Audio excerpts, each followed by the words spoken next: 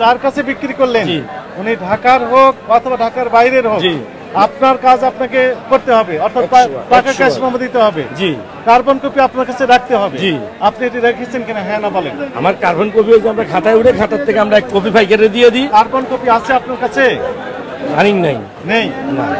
এখন থেকে দিবেন কিনা সেটা দিব। এই যে ইতিপূর্বে যে দেননি, এই অনিয়মের কারণে কাঁচা বাজারের যে দর সেটি নিয়ন্ত্রণ করা যাচ্ছে না, নিয়ন্ত্রণহীন ভাবে চলে যাচ্ছে বেড়ে।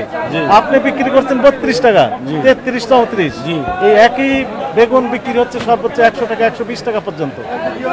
আপনি যদি পাকা ক্যাশ মেমো দিতেন তাহলে আমরা ভেরিফাই করতে পারতাম যে আসলে কত করে কিনেছেন, তাহলে তাকে আমরা ধরতে পারতাম যে আপনি এত টাকা লাভ করছেন কেন। স্যার আমি তো আপনাকে একটা কথা বললাম, আমরা যাদের কাছে বেশি, যার কাছে বিক্রি করেন তাকেই দেন। ওনারা তো আপনারা তো ওনাদের থেকে খুচরা দোকানদারের পাকা মেমো তো আমরা দিতে পারবো না, ওনারা আমাদের তো নেয় না।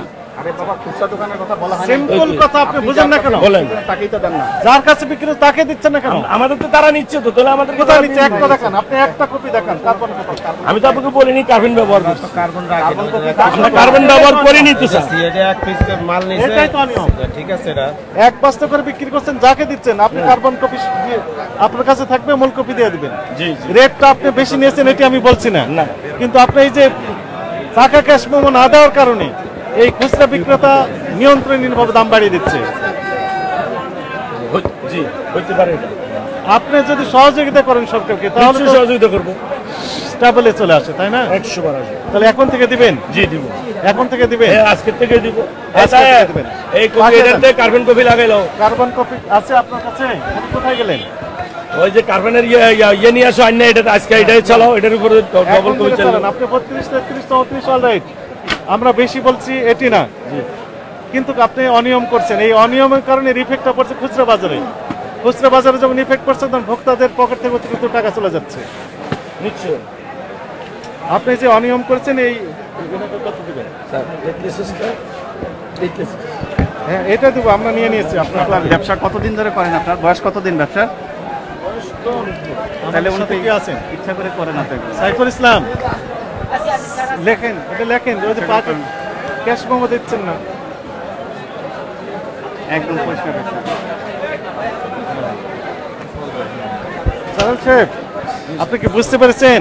জি, ক্যাশ মেমো দিব আমি। ক্যাশ, আপনাদের কি অ্যাসোসিয়েশন আছে না আলাদা আলাদা ভাবে ব্যবসা করেন? আমাদের অ্যাসোসিয়েশন আছে। অ্যাসোসিয়েশন সভাপতি, সেক্রেটারি সাহেব কোথায় বসেন? দোতলায় অফিস আছে। দোতলায় অফিস এখন নেই? ওনারা কখন বসেন? সকাল 10টার পরে। 10টার পরে? 10টার পরে আমাদের অফিসে পাঠাবেন দয়া করে। ঠিক আছে, ওনাদেরকে আমাদেরকে ব্রিফ করতে হবে এই বিষয়ে। কথা বুঝেছেন? কোন অফিসে যাবে?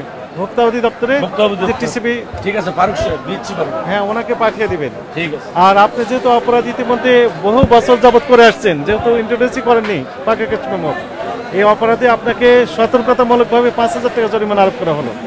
টাকা পরিশোধ করেন, আর ক্যাশ পাকা ক্যাশ মেমো দেওয়ার জন্য যে কার্বন কপি এক্ষুনি ইন্ট্রোডিউস করেন। আমরা খুচরা বাজার পর্যন্ত, আপনার এই সোর্স ধরে খুচরা বাজার পর্যন্ত মনিটরিং করব।